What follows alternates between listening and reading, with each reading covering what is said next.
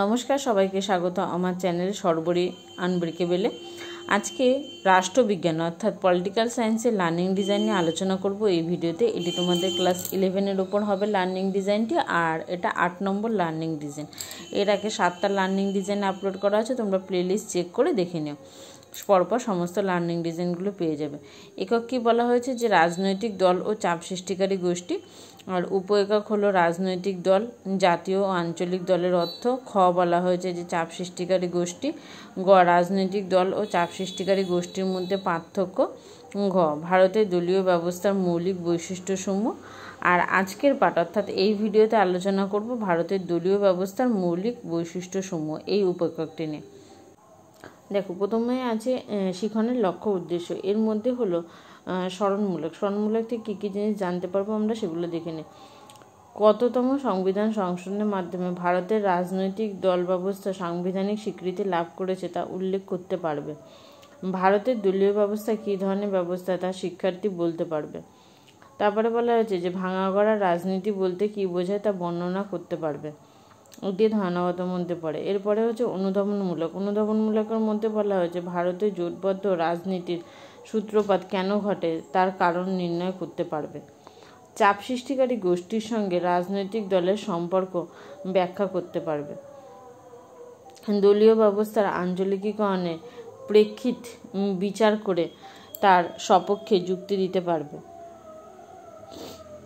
এর পরবর্তী পয়েন্ট হলো প্রয়োগমূলক থেকে কী কী জিনিস জানতে পারবে। ভারতীয় জাতীয় কংগ্রেসের মতো সমজাতীয় অন্যান্য জাতীয় দলের নাম লিখতে পারবে। তারপরে বলা হয়েছে ভারতীয় জাতীয় দল ও আঞ্চলিক দলগুলোর মধ্যে তুলনা করতে পারবে। ভারতীয় দলীয় ব্যবস্থায় মৌলিক বৈশিষ্ট্যগুলি সম্পর্কে স্বচ্ছ ধারণা গঠনে সক্ষম হবে। প্রয়োগমূলকের পরবর্তী পয়েন্ট হলো বিশ্লেষণ থেকে কী জিনিস জানতে পারবে। ভারতীয় রাজনৈতিক ব্যবস্থার বিরোধী দলগুলোর মধ্যে ঐক্যের অভাবের কারণগুলো বিশ্লেষণ করতে পারবে। ভারতীয় রাজনৈতিক দলগুলোর মতাদর্শগত ক্ষেত্রে বিরোধ কোথায় তা বুঝিয়ে বলতে পারবে। এর পরবর্তী পয়েন্ট হলো মূল্যায়নের মধ্যে কি বলেছে, পারিবারিক ও গোষ্ঠীগত শাসন কিভাবে ভারতীয় দলীয় ব্যবস্থাকে প্রভাবিত করেছে তা মূল্যায়ন করতে পারবে। তারপর এটা যে সাম্প্রদায়িক, জাতপাত ভিত্তিক এবং ভাষা ভিত্তিক রাজনৈতিক দলগুলো ভারতীয় রাজনৈতিক ব্যবস্থাকে কিভাবে কলুষিত করেছে তা নির্ধারণ করে তার সপক্ষে যুক্তি দিতে পারবে। এর পরবর্তী পয়েন্ট হলো পাঠের প্রেক্ষিতে শিক্ষার্থীদের প্রারম্ভিক আচরণ বিশ্লেষণ। বর্তমান পাঠের প্রেক্ষিতে শিক্ষার্থীদের সাধারণ বৈশিষ্ট্যাবলী এবং প্রারম্ভিক আচরণ সুনিশ্চিত করার জন্য শিক্ষক বা শিক্ষিকা নিম্নলিখিত প্রশ্নগুলো করবেন। রাজনৈতিক দল কাকে বলে? জাতীয় ও আঞ্চলিক দলের পার্থক্য কী? ভারতবর্ষে কী ধরনের গণতন্ত্র বর্তমান?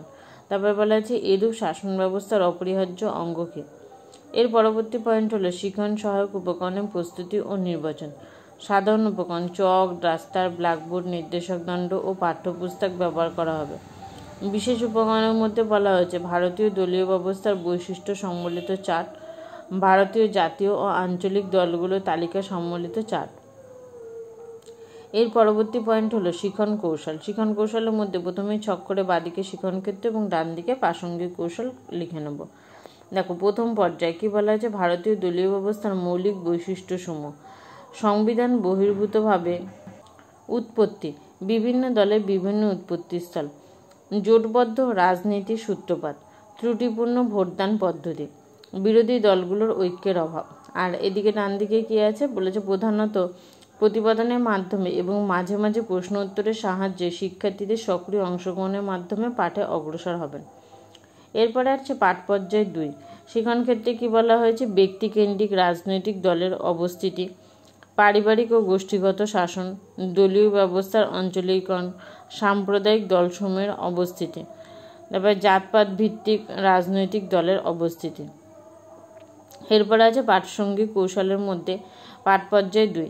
শিক্ষক ভারতীয় দলীয় ব্যবস্থার বৈশিষ্ট্য সম্বলিত চার্ট ও ভারতীয় জাতীয় ও আঞ্চলিক দলগুলোর তালিকা সম্বলিত চার্ট ব্যবহারের মাধ্যমে পাঠ্যাংশের আলোচনার প্রেক্ষিতে পাঠে অগ্রসর হবেন। প্রাসঙ্গিক তথ্যগুলো বোর্ডে লিখবেন। এক্ষেত্রে শিক্ষার্থীরা যে কয়েকটি প্রশ্নের উত্তর দিতে সক্ষম হবে। এই বৈশিষ্ট্যগুলো কোন বিষয়টি স্পষ্ট করেছে? উত্তর সংকেত বলা হয়েছে যে জাতীয় রাজনৈতিক ব্যবস্থা জাতপাত, ধর্ম ও ভাষার ক্রমবর্ধমান প্রাধান্য। এরপর আছে পাঠ পর্যায় 3, দলত্যাগের প্রবণতা, দলীয় সংহতি ও ঐক্যের অভাব, চাপ সৃষ্টিকারী গোষ্ঠীর সঙ্গে রাজনৈতিক দলের সম্পর্ক। তারপরে পাঠ পর্যায় 3, আলোচনা, প্রতিবেদন, প্রশ্ন উত্তর ও শিক্ষার্থীদের সক্রিয় অংশগ্রহণের মাধ্যমে পাঠে অগ্রসর হবেন। এর পরবর্তী পয়েন্ট হলো মূল্যায়নের নকশা। শিক্ষার্থীরা দিনের পাঠ গ্রহণে কতটা সক্ষম হয়েছে তা বোঝার জন্য শিক্ষক নিম্নলিখিত উদ্দেশ্যভিত্তিক প্রশ্ন করবেন। ভাঙা গড়া রাজনীতি কী? তারপরে বলা হয়েছে ভারতীয় বিরোধী দলগুলোর মধ্যে ঐক্যের অভাব দেখা যায় কেন? এরপরে বলা হয়েছে ভারতীয় দলীয় ব্যবস্থার আঞ্চলিকরণ কীভাবে ঘটেছে তা বর্ণনা করো। এর পরবর্তী পয়েন্ট হলো ভারতীয় দলীয় ব্যবস্থার মৌলিক বৈশিষ্ট্যগুলি বিশ্লেষণ করো।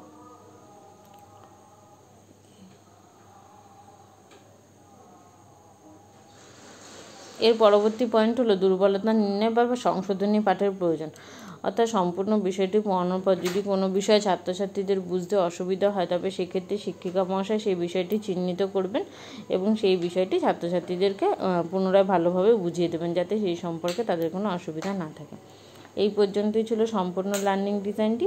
এর পরবর্তী লার্নিং ডিজাইন নিয়ে আবার পরবর্তী ভিডিওতে আলোচনা করব তোমাদের সাথে। এছাড়াও পেডাগোজিক্যাল অ্যানালাইসিস এবং টিএলএম এর ভিডিও আপলোড করা আছে, সেগুলো তোমরা প্লেলিস্ট চেক করলেই দেখতে পারবে। তাছাড়া অন্যান্য সাবজেক্টেরও আরও লার্নিং ডিজাইন আপলোড করা আছে এবং প্রত্যেকটা কিছু প্লেলিস্ট করে খুব সুন্দরভাবে সাজানো আছে। তোমরা তোমাদের বন্ধুদের সাথে চ্যানেলটি শেয়ার করো। এখানে ভিডিওটি শেষ করছি।